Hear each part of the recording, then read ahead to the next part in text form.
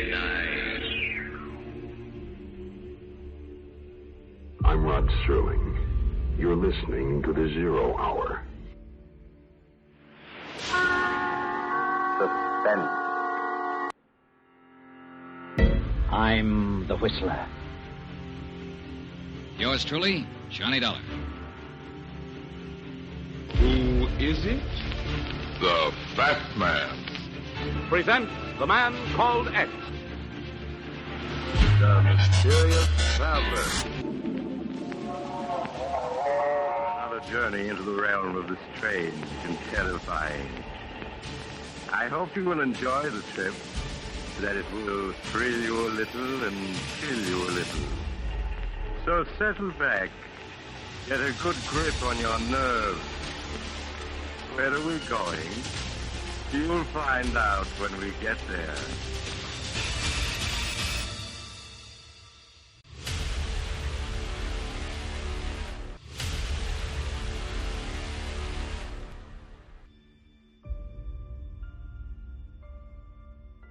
Hello everyone, and welcome to Drama and Theater, brought to you by Duane Old Time Radio. Drama and Theater features some of the best programs from the golden age of radio, including Escape, The Fat Man, Suspense, The Whistler, Zero Hour, Yours Truly, Johnny Dollar, and many, many more. Before we start today's drama, if you enjoy what I'm doing, let me ask you to subscribe to my channel. Subscribing is 100% free, and you will receive notifications on new posts. Lastly, if you have a moment, write a short 1 or 2 sentence review or give a rating on your preferred podcast service. A positive review or rating would help me out a lot. And now, on to the drama. And thank you for your support, as always. We bring back the classic series, Yours Truly, Johnny Dollar, with their 5-part series, or 5-part storyline titled The Valentine Matter. The Valentine Matter aired October 31st, 1955. From Hollywood, it's time now for Johnny Dollar. Roy Vickers, New Britain Mutual, Johnny. Hi, Roy. How'd you like to try some Creole cooking? Okay, what's up? One of the bellhops at the St. Agnes Hotel in New Orleans had quite a time last night. He opened the safe and walked out with $7,500 in cash and a diamond necklace worth a cool $25,000. So help me, Roy. I didn't know bellhops had so much fun. That isn't all. He also stole a station wagon belonging to the hotel manager, not to mention the manager's wife. What do you want back? Mainly that necklace. It's the property of one of our clients. She was stopping at the St. Agnes and had it stowed in the hotel safe. Any line on the bellhop? Not a trace so far. The wife? Don't be funny. Can you hop a plane down there and see what's happened for us? Sure, Roy.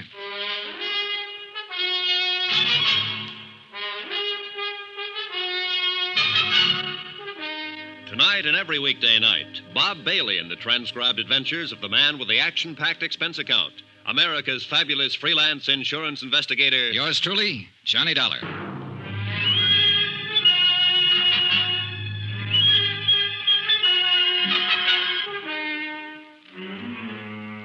Expense account submitted by Special Investigator Johnny Dollar to the New Britain Mutual Insurance Company, Hartford, Connecticut. The following is an accounting of expenditures during my investigation of the Valentine matter. Expense account item 1, $175 and no cents. Airfare and the incidental costs it takes to get from Hartford to New Orleans.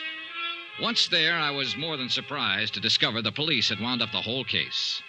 The prodigal bellhop, along with the $7,500 in cash, the diamond necklace, the station wagon, even the manager's wife, had all been recovered. Everything and everyone tearful, but intact. I reported this development to all parties concerned, phoned the airport for a reservation back to Hartford, which they said would be the following afternoon, and then looked around for something to do. I found a spot on Burgundy Street that seemed to be less crowded than the others and settled down for the evening. That's where it happened.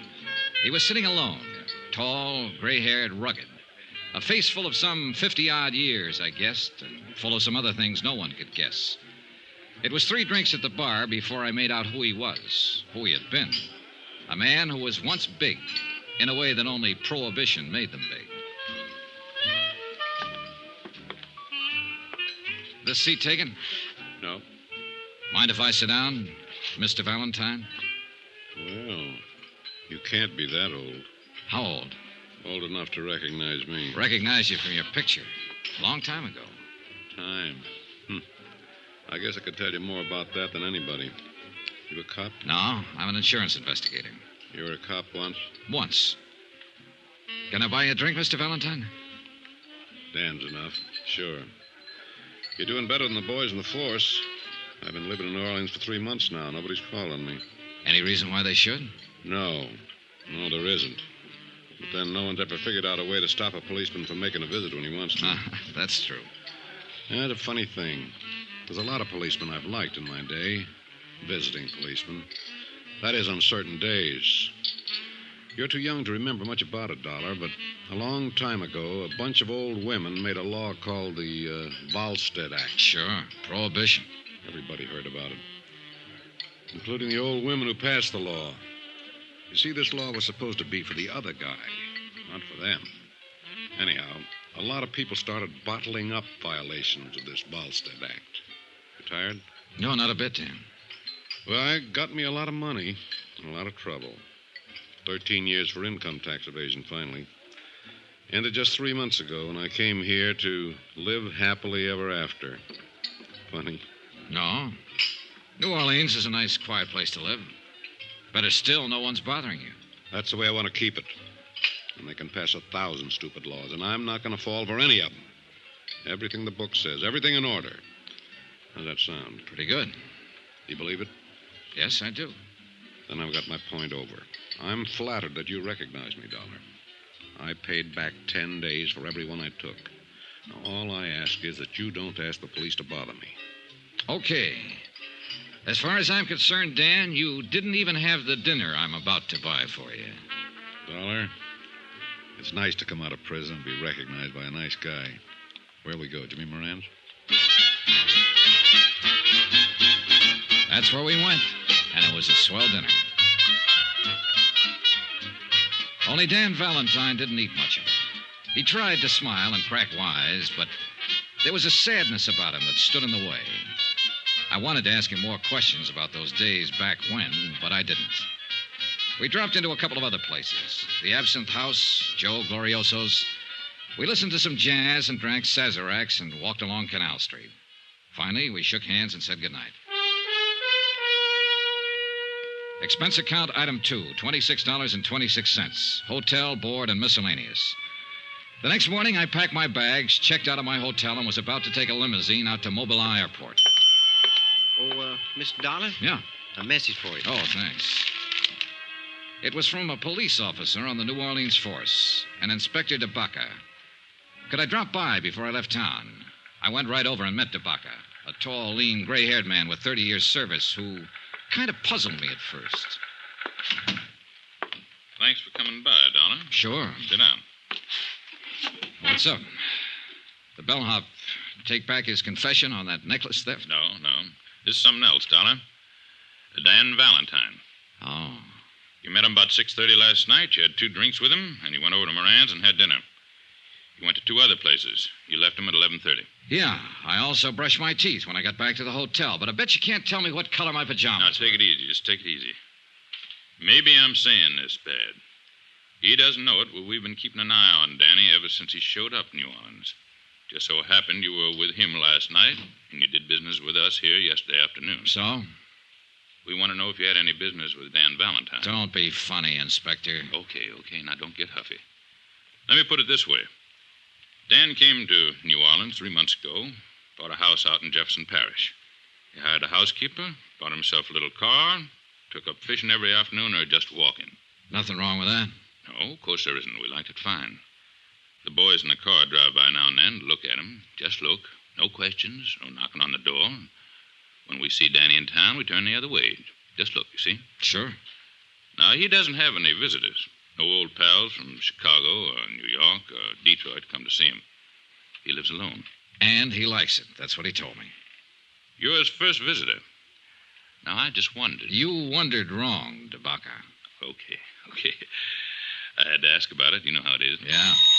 Excuse me. Yeah? Okay. Right on cue. Your pal just stopped a couple of bullets. Huh? Danny Valentine. Come on. According to the uniformed officer who had put in the call, a newspaper boy had found Valentine lying on the sidewalk and roused the neighborhood. One of the residents had carried him inside. The ambulance crew stood by the bed as we came in. Valentine was lying on his back, the white chenille spread under him changing to a deep red. 2 bullets had ripped ragged holes in one shoulder through flesh and bone. But he was just as self-contained as ever. I got the idea you were going to stay out of trouble, Dan. I didn't know I was in any trouble. Hiya, Dollar. Okay. You went to the police after all? No. The inspector called me in. About you, Dan, but let's forget that for now. How'd this happen? This? Cleaning my gun. You're a loser, Dan. You're not supposed to have a gun. Oh, you know me and the law. We sometimes didn't hit it off. Art, where is the gun? What gun? The gun you were cleaning when you were walking down the street and shot yourself. I swallowed it. Now, look. Somebody's taken a couple of shots at you, Dan. Nobody can tell us anything about it but you so far. We don't want you murdered. Well? Okay, boys. Get the ambulance back. Wait a minute. You're hurt. You're going to the police hospital. No. I've served my time and I'm clean. Being shot at even in this state doesn't make you a criminal. Dollar. Yeah, Dan. Do me a favor. Would you phone a private hospital and have me taken there? Go ahead, Johnny. Take it easy, Dan. I did as he asked. A crew from one of the large private hospitals was out there in a matter of minutes. And an hour and a half later, Dan Valentine was operated on and the bullet successfully removed from his shoulder. I waited around until he was taken to a private room, and Inspector DeBacca waited with me. Dollar? Yeah? Why don't you go back to Hartford? This isn't any of your business. I know. My plane takes off at 4. I'll be on it. Well, why are you waiting around here? Oh, to see how he is, I guess. Your pal of yours? I just met him last night. You know that. But you're waiting around? Yeah. You want me to tell you why you're waiting around? You want to make sure he's okay. You met him last night, and outside of what you ever read or heard about him, you don't know him from a load of coal. But you want to make sure he's going to be all right. Well, so do I. Because in that room and on that bed lies quite a man. Well, that about summed it up. No matter what he had been or what he had done, Dan Valentine was quite a man. It was the same thing that had caused me to go over to him the night before and start a conversation. The same thing that caused me to believe his plans for living a quiet life in New Orleans. He came out of the anesthetic a half hour later, and he sent for me. Hi. Hi. They say it's going to be okay. Oh, sure. This is nothing. I just wanted to thank you for giving me a hand. DeBacca could probably help you more. All you have to do is tell him who shot you and why. I shot myself, and just for something to do. Look, Dan, I have a fair idea of how tough things were for you and how tough they can be now. But Inspector DeBacca understands it, too. He'll do everything he can to help you. But you have to help him, Dan. DeBacca's a good boy. You're right. You'll tell him who shot you? If there was any way he could help me, I'd let him know first. I'll handle this myself. Guess you'll want to be getting your airplane. Yeah. Good luck, kiddo. Same to you. I went back to my hotel, picked up my bags, and took a cab to Mobilon Airport. My plane had developed engine trouble, and there was going to be a 5-hour delay. I killed time at the bar and in the restaurant and just standing around looking at the field at night. By that time, the newspapers carried the story of the attempt on Dan Valentine's life. It was as skimpy as the story Dan had told himself, and it troubled me. Mr. Dollar. Yeah? Long-distance call for you from Hartford. You can take it right in there. Oh, thanks.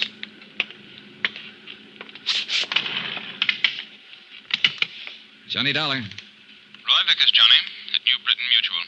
Glad I caught you. Just waiting for my plane back to Hartford now. This story about Dan Valentine's in all the papers up here. Have you read it? Yeah, I was in on it in a way. Somebody shot at him today. He won't tell who. Says he'll handle it himself. Can you find out, Johnny? I don't know. Why? We carry a $50,000 policy on him. Somebody's trying to kill him. We'd like to know all about it. You mean I can stay here and work on this? Yes. Okay, Roy.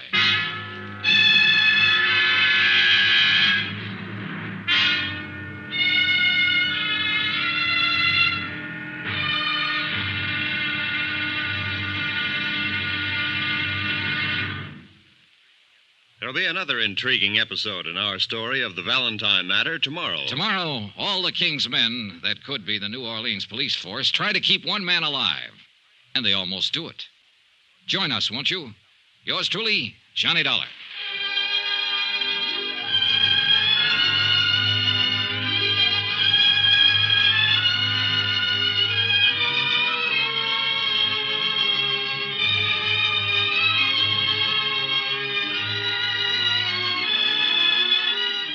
Yours truly, Johnny Dollar, is transcribed in Hollywood. Written by John Dawson, it is produced and directed by Jack Johnstone. Be sure to join us tomorrow night, same time and station, for another exciting episode of Yours truly, Johnny Dollar. Roy Rowan speaking.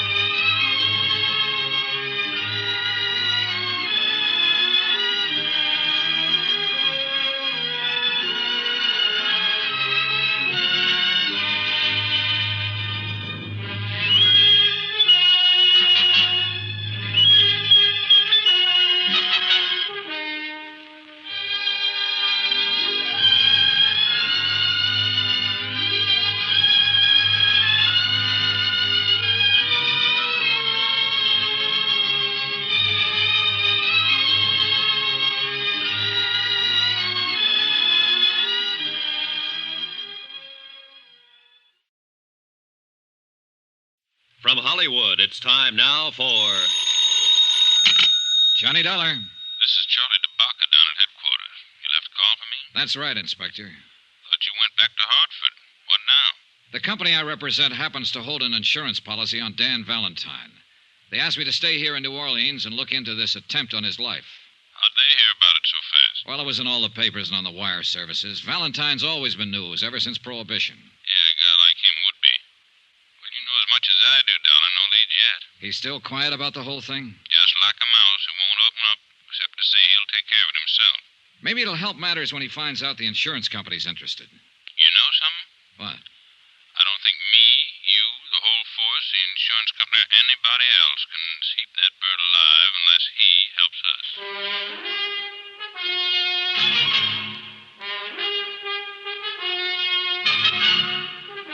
Tonight and every weekday night, Bob Bailey in the transcribed adventures of the man with the action-packed expense account, America's fabulous freelance insurance investigator. Yours truly, Johnny Dollar.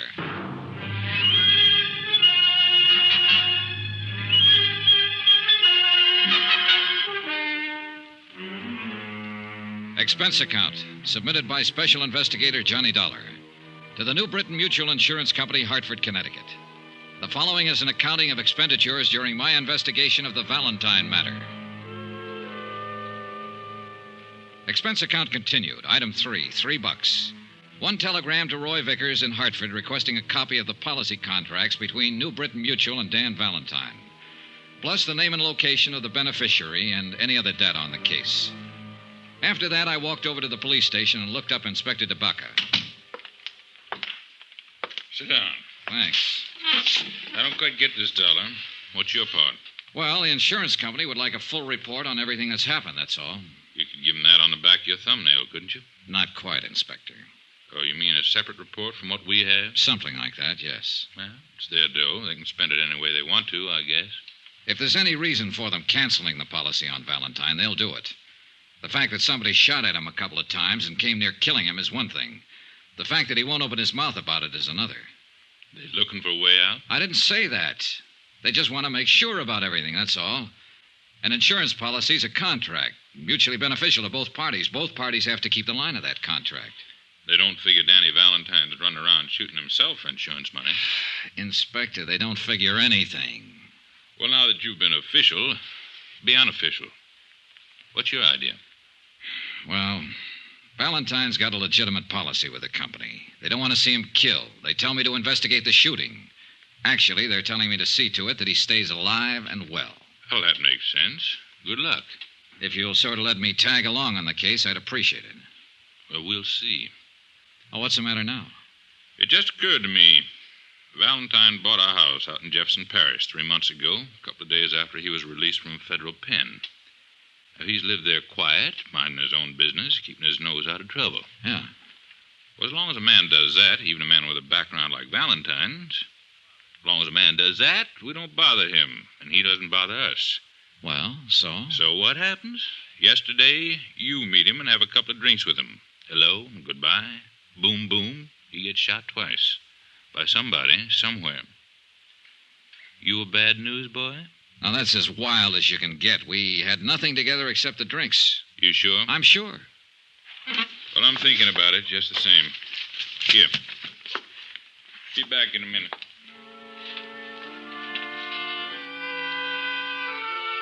The bulky, thick folder Inspector DeBacca shoved across the desk at me was marked Valentine Daniel.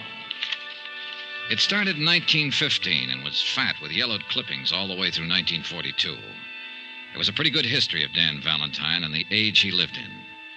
He was born in Ireland and had fought in the Irish Rebellion. He was regarded as both hero and scoundrel. For his own good, he came to America.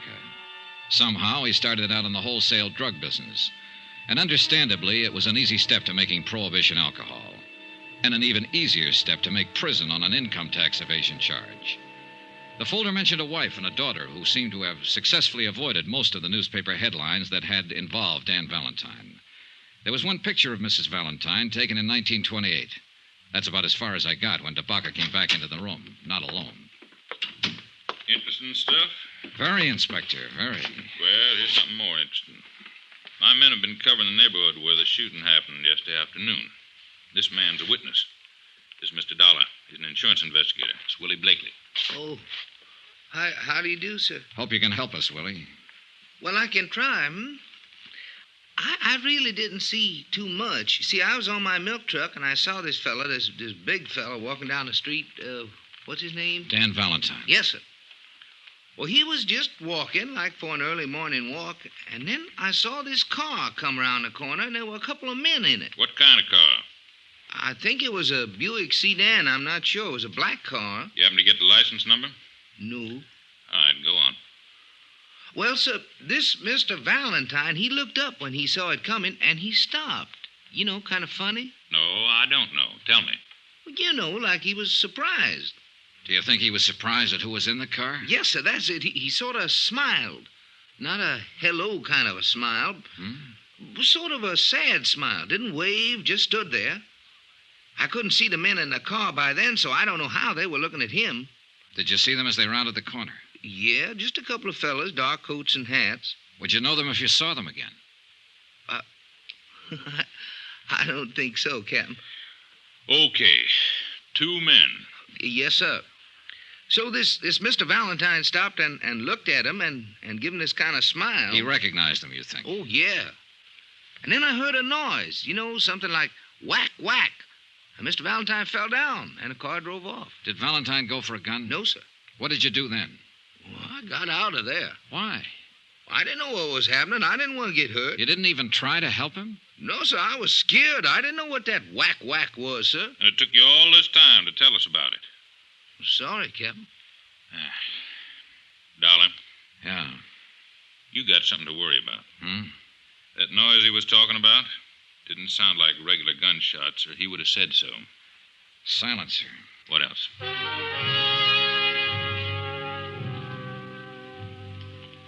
Inspector DeBacca continued to question the witness, trying to ascertain more details about the shooting, the car, and the men inside the car. 4 hours later, when I left, he was still at it. Some more expenses. Item 4, $2.50. Cab fare from police station to hospital.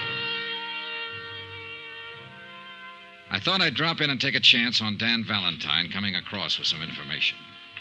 Sorry, no visitors. It's pretty important. I'm a friend of his. I'm sorry. When can I see him? That's hard to say. Mr. Valentine's condition is not too good. What?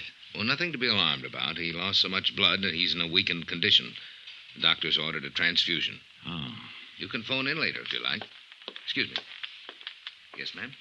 I should like to see Mr. Valentine, please. I'm sorry. I was just telling this gentleman. That's impossible. How is he? He needs rest. The doctor feels he'd be better off without visitors at the moment. Thank you. I had a feeling about the gray-haired, well-dressed woman, and I hurried after her down the long corridor outside the hospital. I was just in time to see her take a cab that had been waiting at the curb. I managed to hail one myself, and we tagged along Canal Street behind her until she paid off the driver in front of the Roosevelt Hotel. I was right behind her when she stopped in the lobby and got a key to room 1016. I gave her 5 minutes, then I knocked on her door.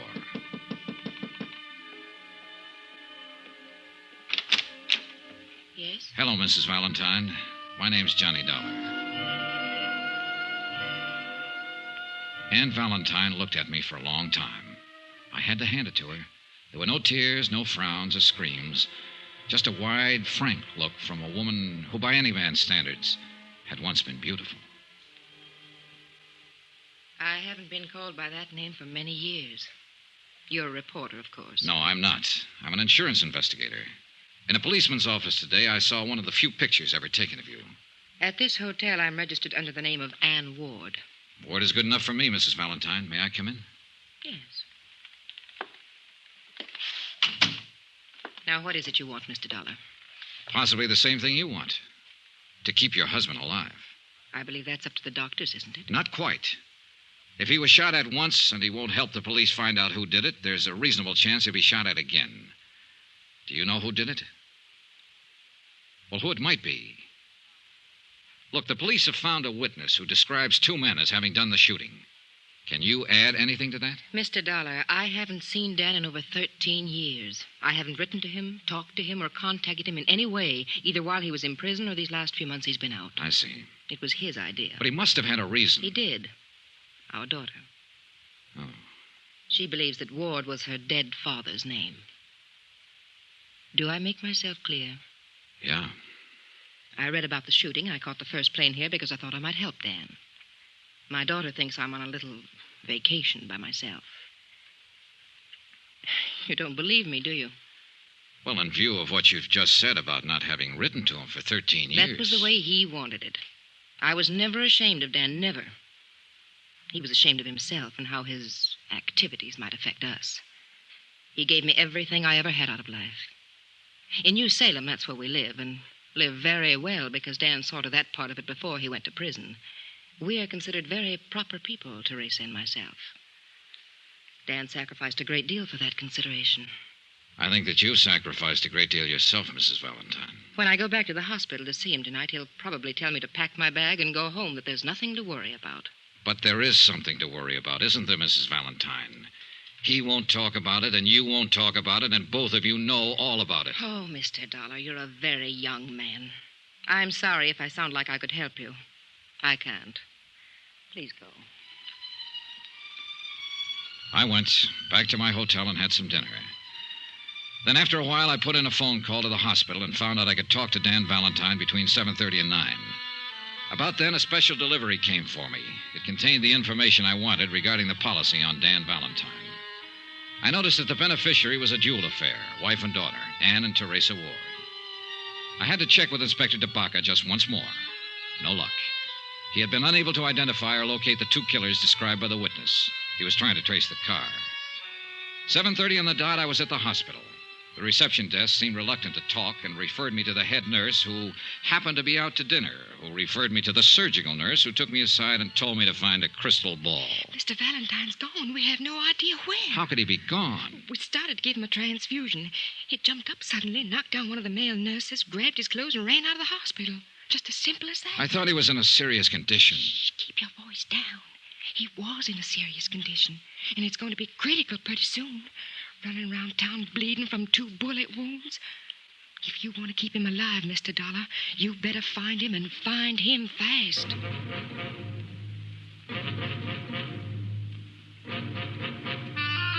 I thought over what Dan Valentine had told me in the hospital earlier about taking care of the matter himself. And the more I thought about it, the more I realized he was going to do just that, even if it killed him.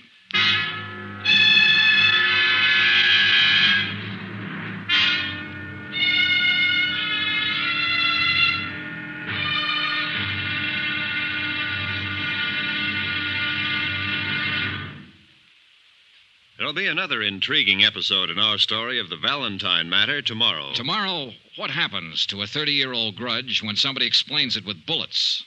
Join us, won't you? Yours truly, Johnny Dollar.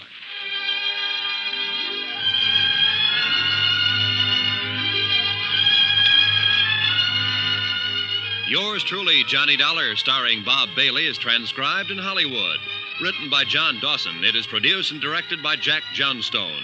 Be sure to join us tomorrow night, same time and station, for another exciting episode of Yours truly, Johnny Dollar. Roy Rowan speaking.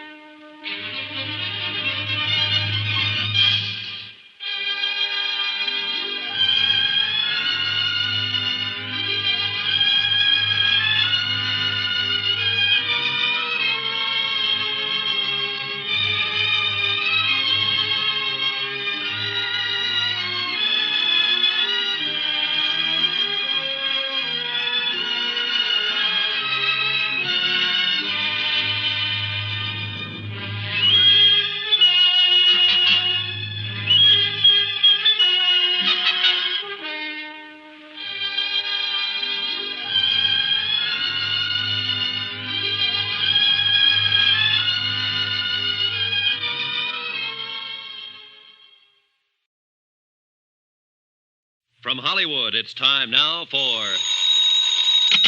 Johnny Dollar. This is Ann Ward, Mrs. Valentine. Have you heard anything about Dan? Nothing, Mrs. Valentine. The police are looking everywhere for him. I went to the hospital tonight and they told me he walked out.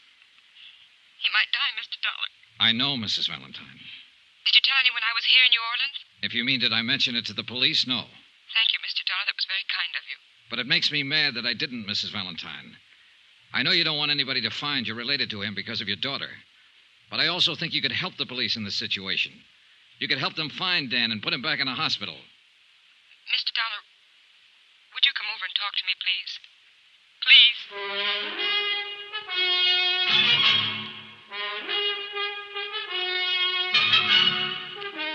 Tonight and every weekday night, Bob Bailey in the transcribed adventures of the man with the action-packed expense account, America's fabulous freelance insurance investigator. Yours truly, Johnny Dollar.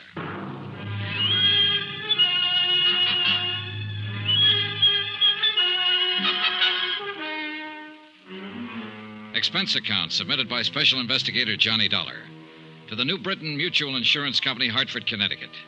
The following is an accounting of expenditures during my investigation of the Valentine matter. Some more expense. I believe this is item 5.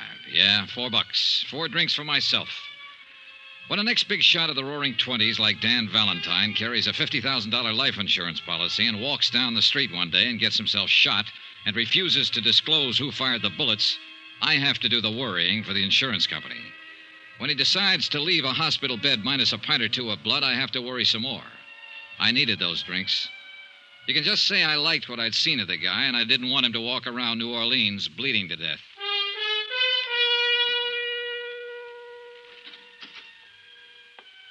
In here, please, Mr. Dollar. The wife, who hadn't seen or heard from him for 13 years, looked pale and wan. It was obvious that the strain was beginning to tell on her, although she tried hard not to show it. Doesn't it ever cool off in New Orleans? Sometimes.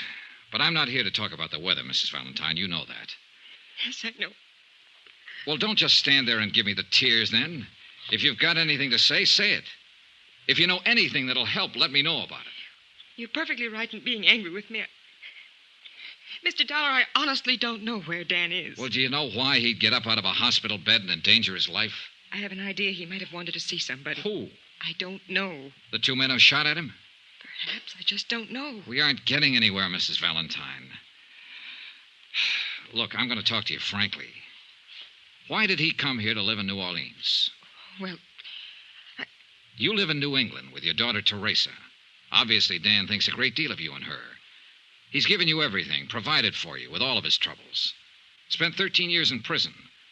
I can imagine his thoughts about you and her while he was in there. And yet he comes out and lives 2,000 miles away from you. He didn't want to interfere with Teresa in any way. Sure. But it seems to me he'd want to look at you, at her, certainly.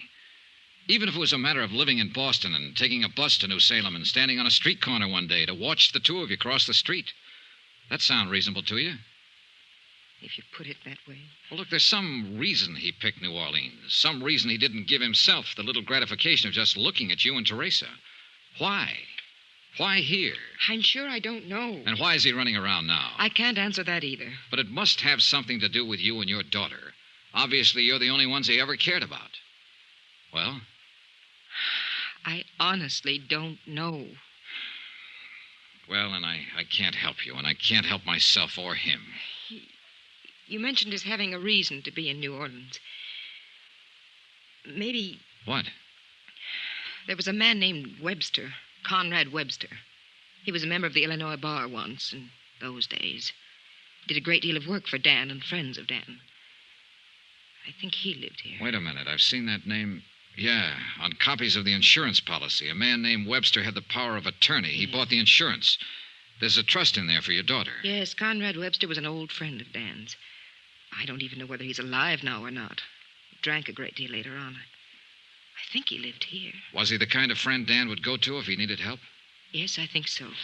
All right. What are you going to do? It's just something to look into. I'll try and find Webster, and maybe I can find your husband.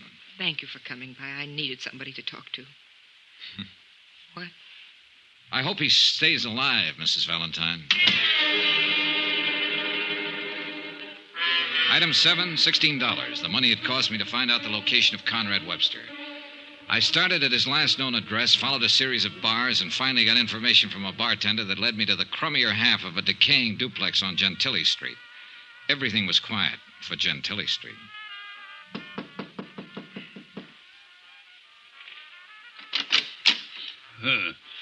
Young man, the drugstore delivers what I need most. The telegraph office what I dread most. Obviously, you represent neither, and therefore you are no concern of mine. Wait a minute. Are you Mr. Webster? Conrad Webster? I am he, and I am drunk and disheveled, and it is 3 o'clock in the morning. I'd like to talk with you. May I come in? You may not. This isn't exactly the hour for making calls, but I did stop by and pick up something to take the edge off. Huh? It's bonded. Oh, inside. Now then, you were going to apologize. Here you are, Mr. Webster. Oh, well.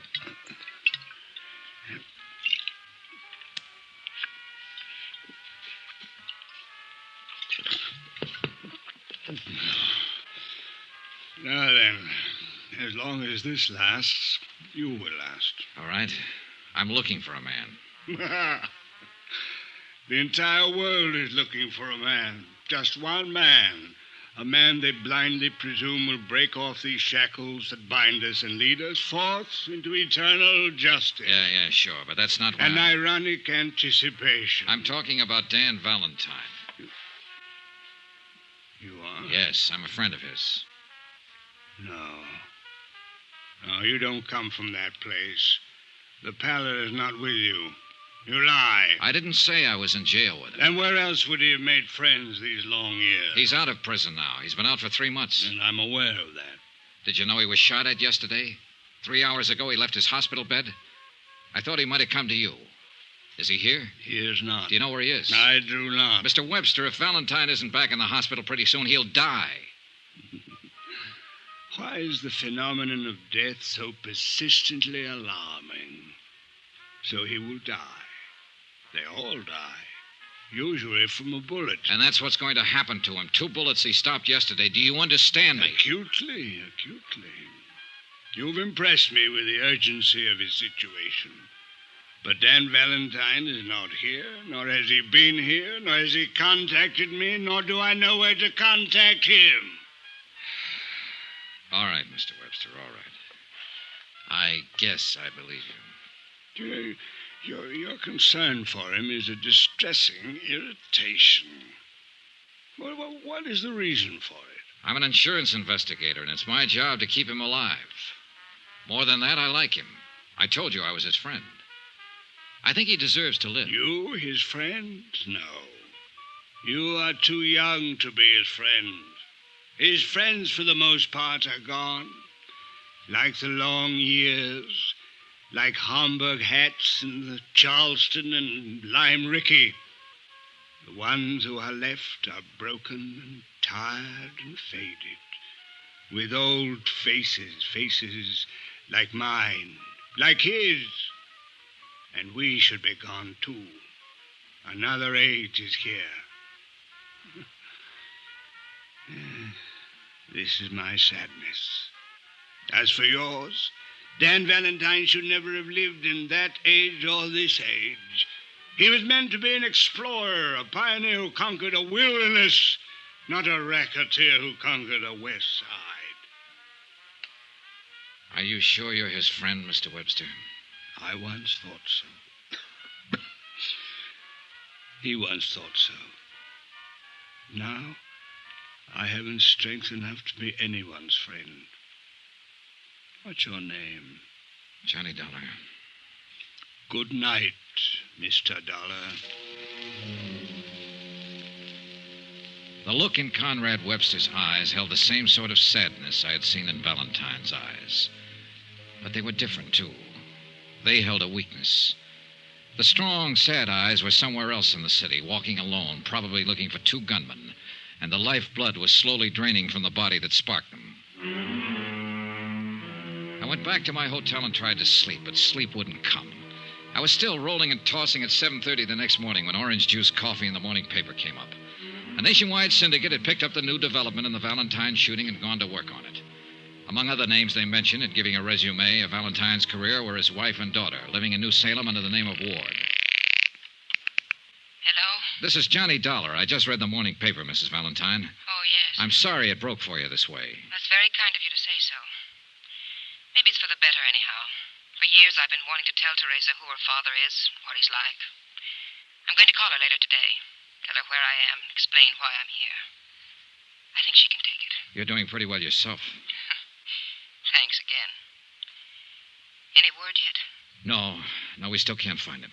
Mr. Webster, did you find him? Yes, he wasn't much help. The New England paper said that Mrs. Ward was out of town. Sooner or later they'll find out what town Mrs. Ward is in, I'm afraid. Well, maybe you'd better get another hotel. Use another name. Yes. All right, I'll wait to hear from you. Mr. Dollar. Yes? Thank you. I put in another call to Inspector DeBaca and asked him about developments. Valentine was still unlocated. They were covering drugstores and doctors' offices where he might seek assistance. The two unidentified men who had shot him were still unidentified.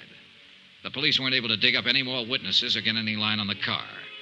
By 4 in the afternoon, Mrs. Valentine had still not called me to report a new address. I got worried and went over to the Roosevelt to see what was what. I was surprised to see Inspector DeBaca in the lobby talking to the bell captain. All right, son. If you remember anything else, call me here. Yes, sir, I sure will. Hi. Hi, Dollar. Well, you want to talk first, or you want me to? All right, I'll talk first. Mrs. Valentine's been staying here under the name of Ann Ward. You knew that. Yeah. Why didn't you say anything to me? She asked me not to. Doesn't make any difference now, anyhow.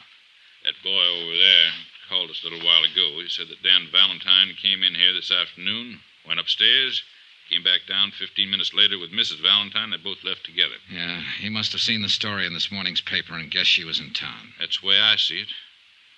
Well, we're right back where we started from, and I'm about sick of it. We're a little better off. 2 people are easier to find than 1. We found them all right at 7 o'clock that night, and it was easy. 3 squad cars were already drawn up in front of the little hotel, and I noticed with a sinking heart that a hearse was there also. Dan Valentine and his wife were dead.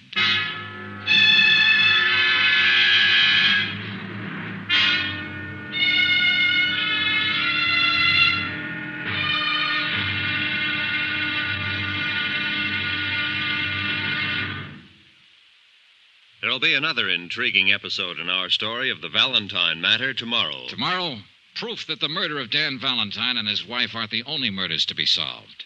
Join us, won't you? Yours truly, Johnny Dollar.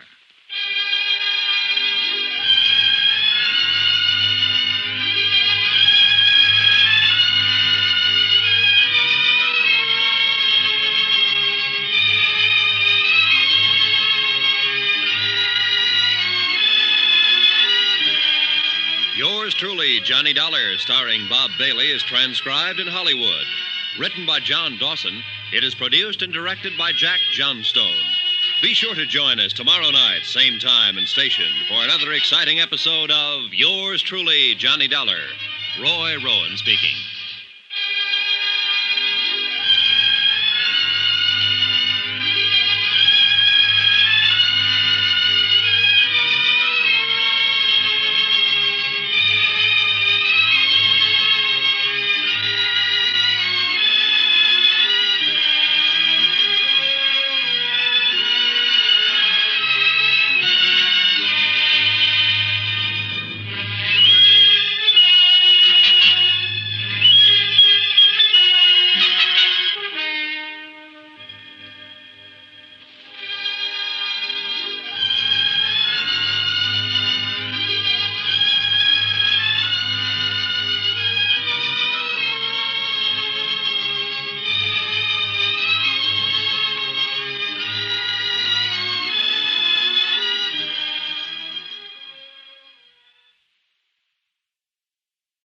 From Hollywood, it's time now for...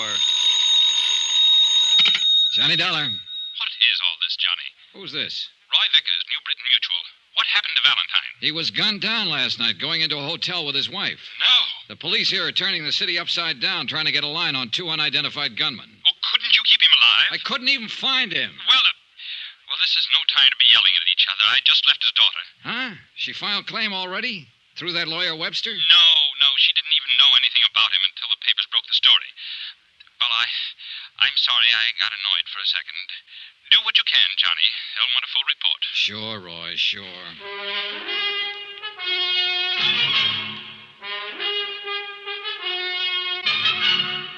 Tonight and every weekday night, Bob Bailey in the transcribed adventures of the man with the action-packed expense account, America's fabulous freelance insurance investigator. Yours truly, Johnny Dollar.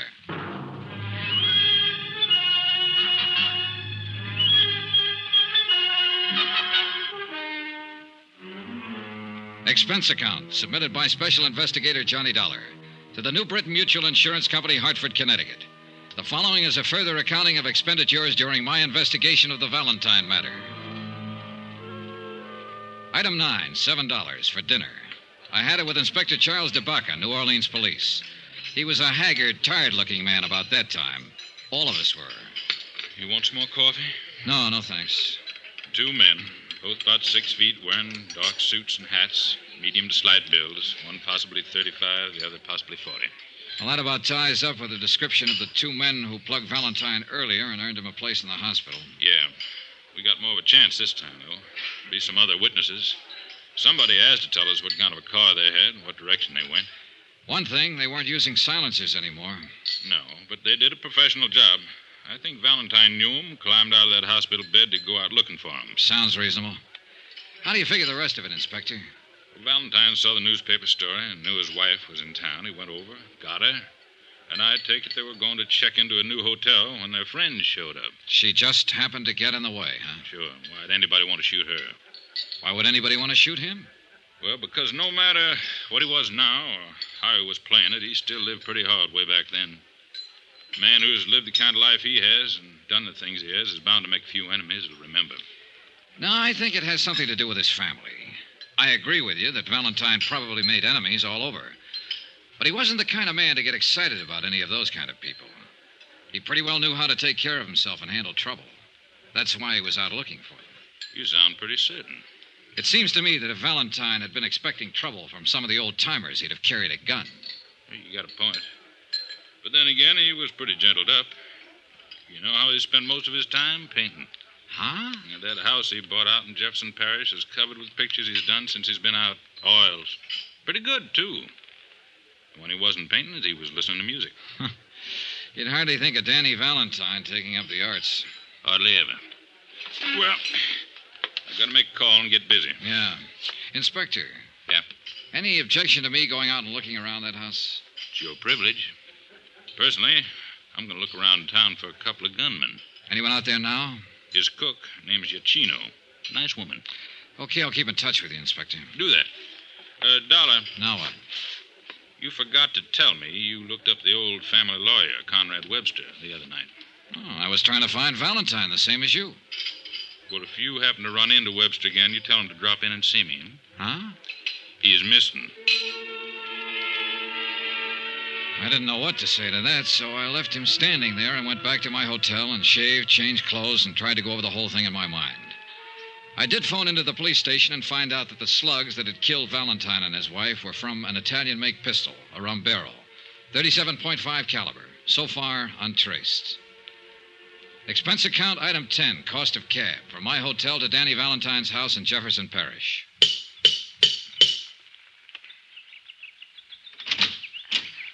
Yes, sir. How do you do? Are you Mrs. Iacchino? Yes, sir. Who are you, please? My name is Johnny Dollar, Mrs. Iacchino. I'm from New Britain Mutual Insurance Company. I'd like to talk to you, if I may. About Mr. Valentine? Yes. Not right now, Mr. Dollar. Some other time, huh? Well, if you prefer it that way, Mrs. Iacchino, but... It's been a hard day here. I mean, Mr. Valentine's death and his wife being killed with him. All of these policemen in and out of here, and now Miss Ward and all. Miss Ward? His daughter? Yes, she's here. Arrived 2 hours ago. Stay here. Could I see her? You come tomorrow, Mr. Dollar, please. Tomorrow. Mrs. Iacchino. Yes, Miss Ward. Who is it?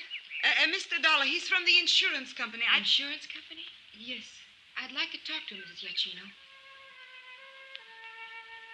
Teresa Ward stood at the base of the iron grill stairway, tall and dark-eyed. And I saw that, like her mother, she had a quiet intensity about her face that made it beautiful. At the same time, ageless. She smiled politely at me. I could only stand there without speaking for a long moment, looking at her. Then Mrs. Iacchino excused herself, and we were alone. I wanted to talk to someone who might be able to give me a little more information about all this. It's all quite new to me. I'll tell you what I can, Miss Ward. My name is Valentine, isn't it? Really, Valentine? Yes, it is. Well, suppose we correct that mistake right now. Sure. There's nothing wrong with Valentine. From what a Mr. Vickers from the insurance office in Hartford told me, I'm to be quite well off because of this man that was murdered. You mean Dan Valentine? Yes, Dan Valentine. They tell me he was my father. Who told you? Oh, reporters at home and your insurance company. Mother told me my name was Ward. Poor thing. Must have been difficult for her over the years keeping the secret from me. Yes, she told me she thought it was the best thing. She, well, the same as he did. Tell me about my father. Was he a bad man? Oh, as good or as bad as the Volstead Act made people. I only met him a couple of times. To awaken one morning and discover that you're the only daughter of a famous racketeer who's been murdered. Look, Miss Ward, if he had anything to do with the way you turned out, with what you seem to possess within yourself, I'd say offhand that whatever he was or did, he thought of you. Are you flattering me? I'm not trying to. You seem like a very nice person. And so do you, Mr. Dollar. Will you tell me all about this, please? Well, let's see. You're 21, isn't that right? Yes. Just about 15 years ago or so, your father was on trial for income tax evasion. Just before he was convicted, he set up a trust fund with my insurance company to provide for you. It's been paying money for your support and education ever since. According to the terms of the trust, all of the money becomes yours now that your mother and father are dead. It comes to well over $50,000. That's all there is to it? Mm-hmm. I suppose I'm grateful to him. I suppose I should be grateful. I can't say that I'm particularly sorry about his death any more than I would be if any other human being died violently somewhere. But about Mother's death, I miss her very much already, Mr. Dollar.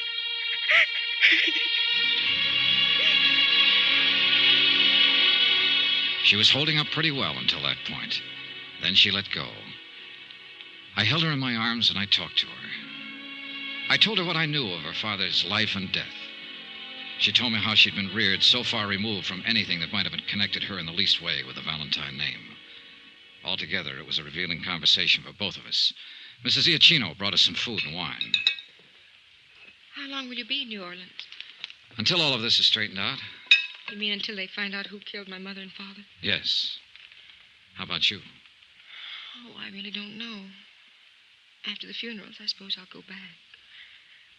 But I wanted to see him, to see what he looked like, what kind of life he led. He was just an ordinary man, wasn't he?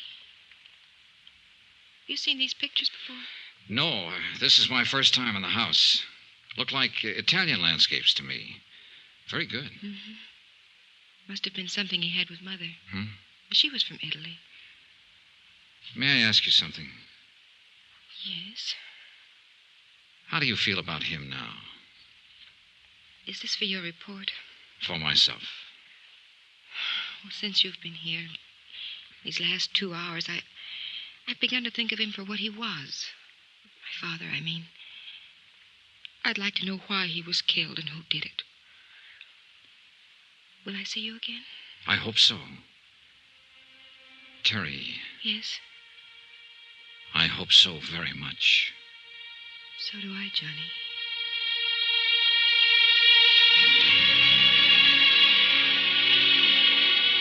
I left her at the door that night with a warm sensation inside of me. Something I certainly hadn't expected in the business at hand.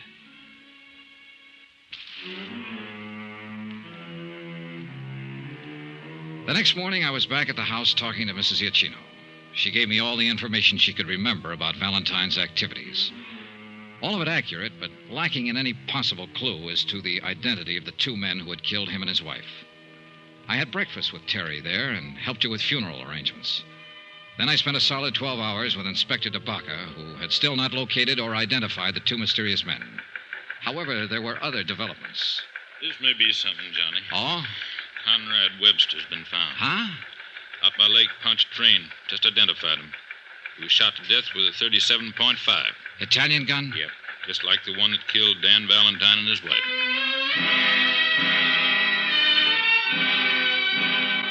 It later developed that the slugs taken from Webster's body, when compared with those that had killed the Valentines, were fired from the same weapon. The case took on proportions. Every available bit of information regarding the two ex-big shots of the 20s was located, read, and reread. It meant activity in cities like St. Louis, Chicago, Detroit, and New York. But no new information as to the identity of the killers. I went back to the house. Johnny. Here. What is this? You're shaking. Hold me, please. Sure. I suppose I'm being a terrible fool about it all, Johnny, but they've been after me all day. Cheap little things. Newspaper syndicate wants me to write my exclusive story as the shadow daughter of Dan Valentine. Fairy princess of a racketeer. Take it easy. Even Hollywood called some producer. Oh, Johnny, I shouldn't have come here at all. Then what would I have done, Terry? And what would I have done?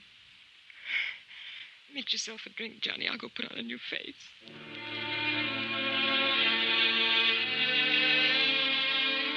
It had become apparent to me in the short time I'd known her that she'd grown to love the memory of her father.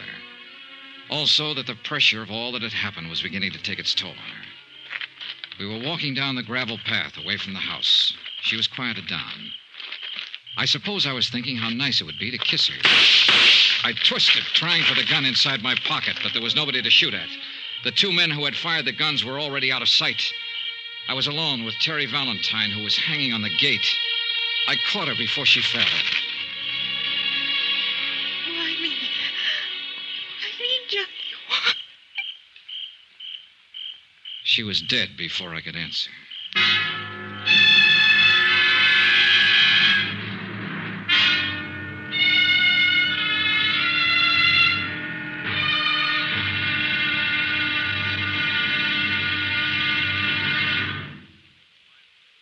There'll be the final intriguing episode in our story of the Valentine matter tomorrow. Tomorrow, a sober lesson in how long, how far, and how deadly one man's hate can be. Join us, won't you? Yours truly, Johnny Dollar.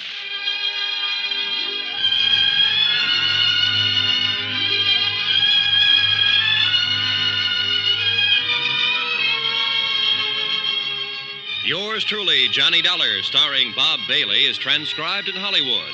Written by John Dawson, it is produced and directed by Jack Johnstone.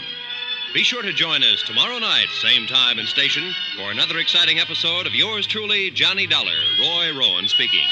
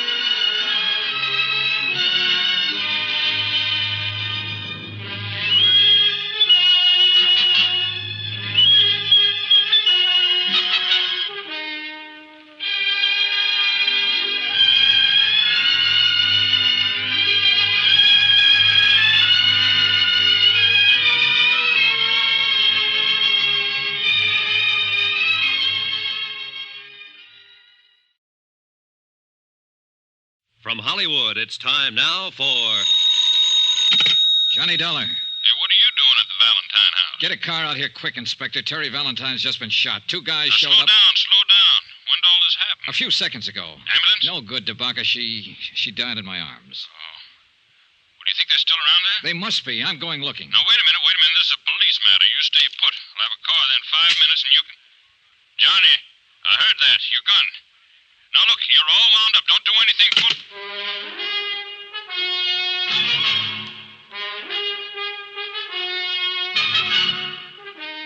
Tonight and every weekday night, Bob Bailey in the transcribed adventures of the man with the action-packed expense account, America's fabulous freelance insurance investigator. Yours truly, Johnny Dollar.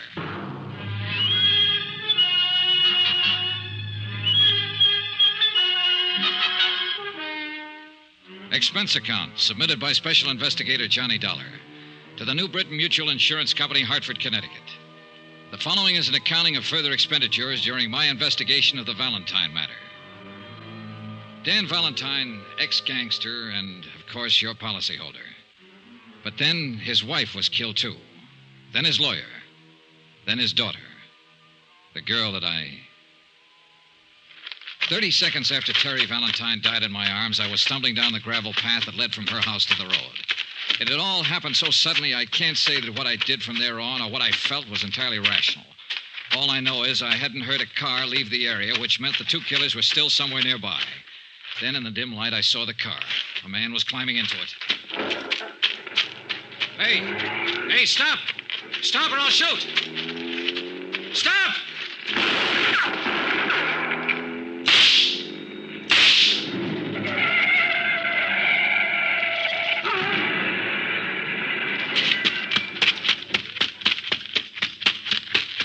Get out of there. Get out of there and get your hands up. I'm a hit. I'm afraid to move. Come on, get out. Come on. I'm coming. You two, come on. It's no use on him, mister. He used up. You got him real good. Oh. I need a doctor. Help me get to a Stop right there. Doctor. Stand still. You pretty tough fella. What's your name? Sisto. Sisto what? It's good enough for you. I need a doctor, bad. Listen.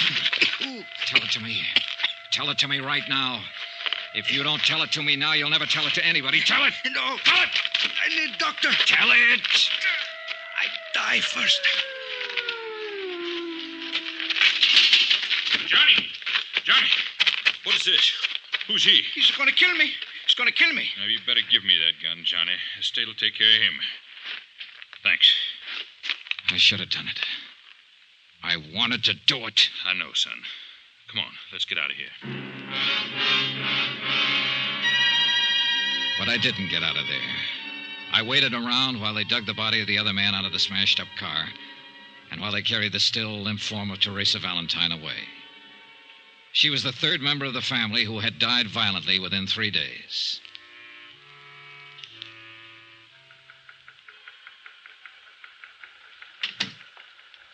I'm sorry about it, Dollar. Inspector, I was hoping I might have been wrong.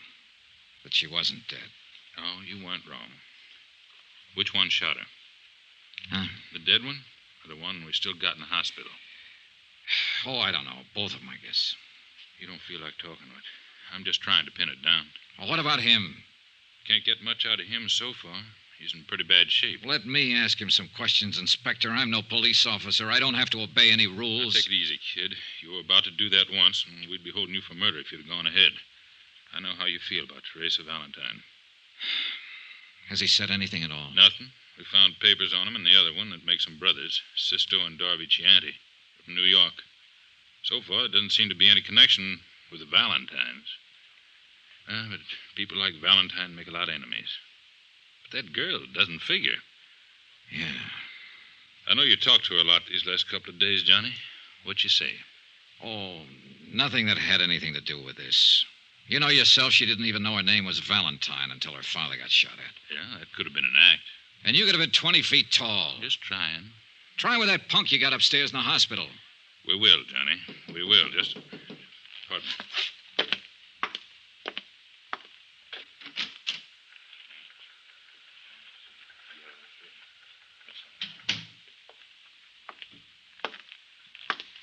Johnny. Got bad news. Maybe I spoke too soon. Why? Sister Chianti died 5 minutes ago. Expense account, item 10, $10, car rental.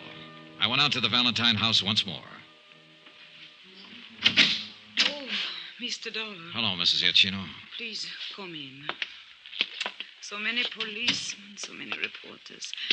I've been trying to close the house. Sure. I know how you must feel. I mean about her. What of these Chianti brothers? Well, we don't know much about them yet. The New York police is still doing a rundown on them. Don't let me stop you, whatever you're doing. I'll just look around if you don't mind. All right. Oh, one thing. Yes? Did Mr. Valentine make any provision for you? Yeah. He thought of me. $1,000. Whatever he was, the man I knew was kind and good. And his sins had been forgiven him. I spent 2 hours or better going from room to room, looking at the oils that Dan Valentine had painted. Pastoral scenes, happy scenes, gay scenes, all of them with colorful Italian backgrounds. I was thinking about that when I walked into Inspector DeBacca's office late that afternoon. I don't get it, Johnny. Don't get what? Here. Just came from New York on the Chianti boys. Oh? They came to this country when they were 18 and 21. Both of them were naturalized citizens, lived with their father. Records? Not a thing. No trouble ever. What else? That's about it. New York police can't seem to locate their old man. Disappeared about a week ago. Lived on the east side. What's about him? Well, that's another funny thing. He's taken out his papers and was due for an examination with the immigration people this week. They're looking for him, too.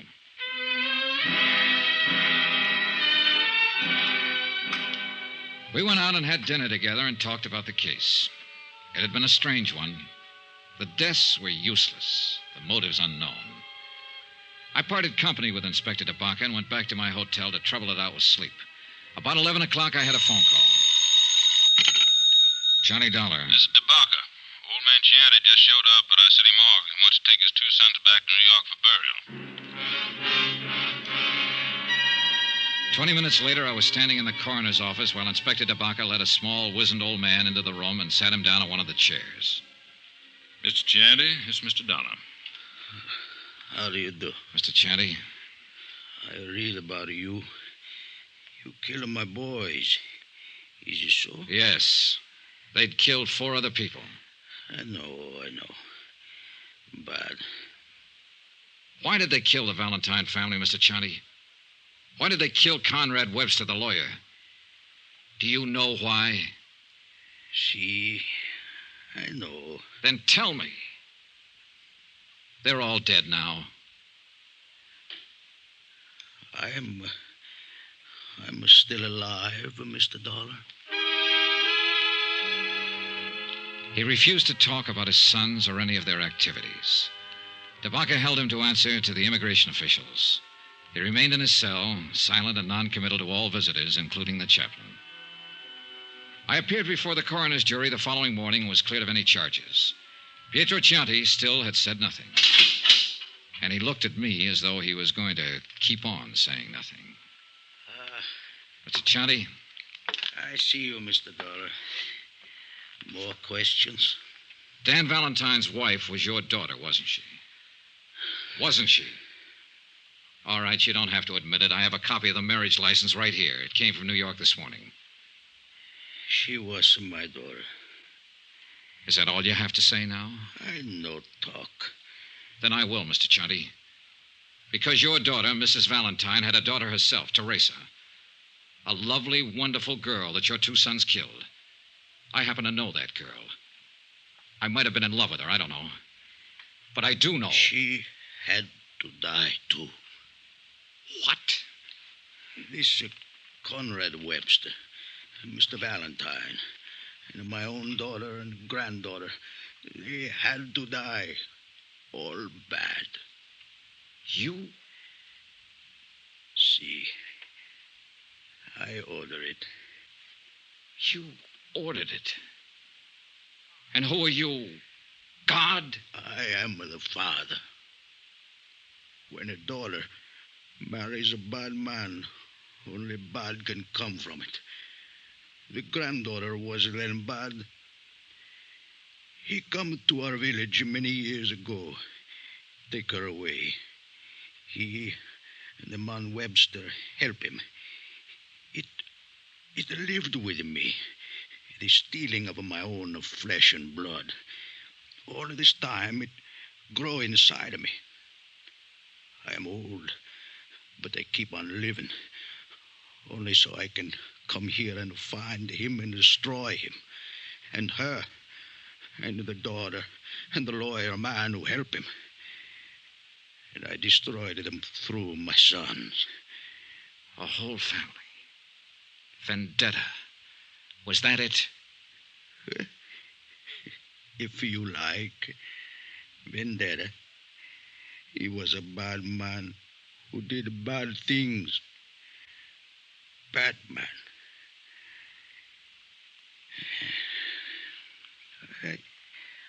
I smoke now. You have a cigar, eh? The disposition of old Pietro Chianti is up to the Immigration Department. I didn't stay around New Orleans to learn the results of all the extensive examinations that would have to be completed to test his sanity. I'd had enough of the town.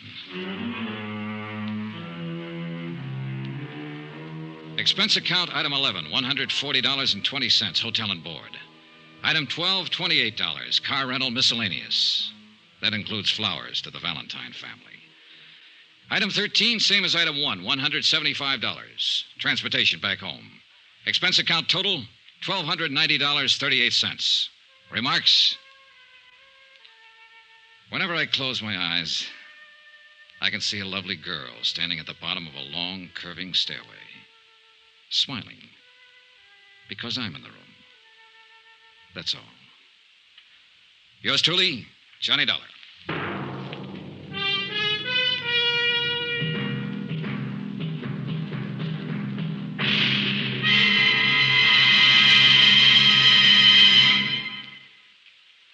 Remember, please, there'll be another exciting story for you beginning next Monday night. Monday, the Lorco Diamond Matter, in which a trip to Algiers makes Come With Me to the Kasbah sound like an invitation to a Sunday school picnic. Join us, won't you? Yours truly, Johnny Dollar.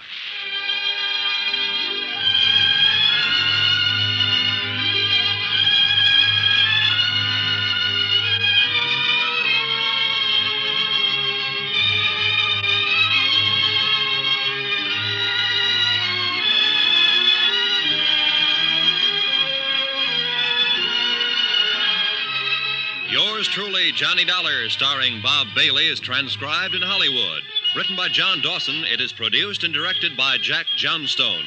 Heard in this week's cast were Lillian Buyeff, Betty Lou Gerson, Barney Phillips, Will Wright, Forrest Lewis, Marvin Miller, Jay Novello, and Jack Boyles. Be sure to join us on Monday night, same time and station, for another exciting story of Yours truly, Johnny Dollar. Roy Rowan speaking.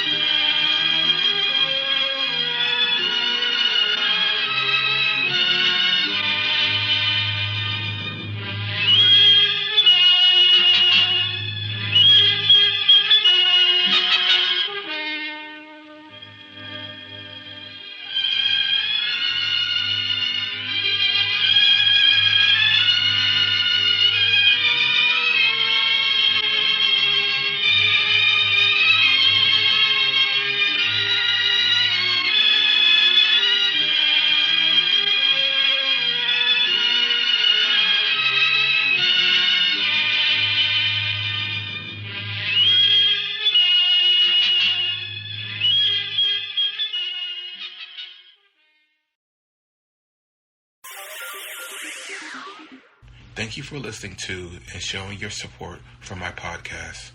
If you would like to receive notifications of when new episodes are posted, please subscribe to my channel. Subscriptions are 100% free, and they really help me get an idea of how I'm doing. Well, hope you enjoyed, and until next time, stay safe, wish you well, and as always, peace.